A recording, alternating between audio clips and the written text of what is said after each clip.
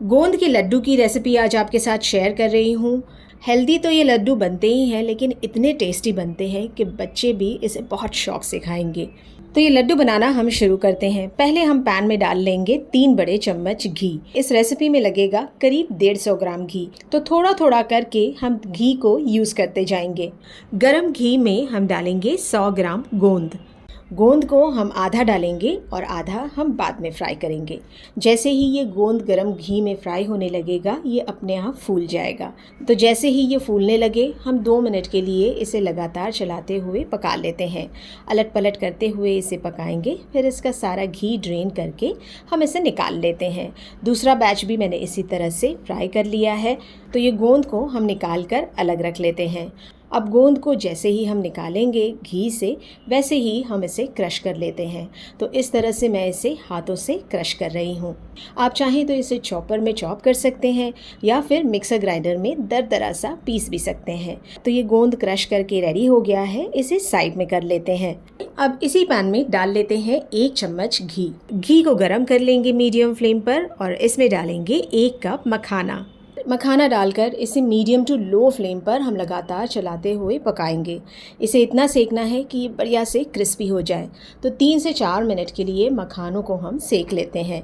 अब ये मखाने को इस प्लेट में डाल लेते हैं। थोड़ा सा घी पैन में रह गया है, इसी घी में डाल लेंगे नारियल का पाउडर या फिर सूखे नारियल को आप कद्दूकस करके भी डाल सकते हैं। 100 ग्राम नारियल का पाउडर डालने के बाद डालेंगे इसमें 2 बड़े चम्मच खसखस। नारियल के पाउडर को और खसखस को लगातार चलाते हुए पकाएंगे। इस पर हल्का सा गोल्डन कलर आ जाए, इसके बाद नारियल और खसखस को भी हम निकाल लेते हैं।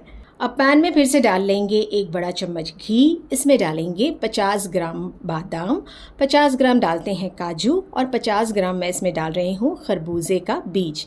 ये खरबूजे के बीज जो है ये काफ़ी आसानी से आपको दुकानों में मिल जाएंगे। तीनों ड्राई फ्रूट्स को मीडियम फ्लेम पर 2 मिनट के लिए भून लेते हैं। बादाम, काजू और खरबूजे के बीज को भी हम निकाल कर रख लेते हैं। अब मखानों को मैंने दरदरा सा ग्राइंड कर लिया है, इसे यहाँ पर डाल देंगे। नारियल का पाउडर और खसखस को भी दरदरा सा पीस लेते हैं, ये भी सारा डाल देते हैं यहाँ पर। बादाम, काजू और खरबूजे के बीज को भी मैंने दरदरा सा पीस लिया है। ये सारी चीज़ें दानेदार और दरदरी सी कुटी हुई रेडी है।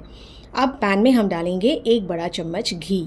घी में डाल लेते हैं 3 बड़े चम्मच बेसन। बेसन को चलाते हुए हमें भूनना है। घी में ये अच्छी तरह से भुन जाए, हल्का सा इस पर गोल्डन कलर आ जाए। इसके बाद हमें इसमें डालना है 250 ग्राम गेहूं का आटा। इसमें आप मल्टीग्रेन आटा भी डाल सकते हैं। 1/4 कप घी और इसमें डाल लेते हैं। गेहूं के आटे को अच्छी तरह से घी में मिक्स करते हुए हम मीडियम फ्लेम पर पकाएंगे। धीरे धीरे आप देखेंगे कि आटे के ऊपर अच्छा सा गोल्डन कलर आने लगा है। इस टाइम पर आटा घी भी रिलीज करने लगेगा। अब हम निकाल लेते हैं इस भुने हुए आटे और बेसन को इस प्लेट में। तो घी जो मैंने 150 ग्राम के करीब लिया हुआ है, इसमें से करीब 50 ग्राम घी बच गया है। तो टोटल इन सारी चीज़ों को भूनने में हमें लग गया है करीब 100 ग्राम घी। अब किशमिश मैंने ली है, करीब आधा कप है। इन्हें 2 टुकड़ों में मैंने काट लिया है। साथ ही इसके डाल देंगे 1 चम्मच हरी इलायची का पाउडर। 1 बड़ा चम्मच इसमें डाल देते हैं सौंठ का पाउडर या सूखी अदरक का पाउडर। अब गुड़ की चाशनी हमें बनाना है, जिसके लिए 2 बड़े चम्मच पानी पैन में डाल लेते हैं। पानी अच्छी तरह से गर्म हो जाए, इसके बाद हम इसमें गुड़ डालेंगे।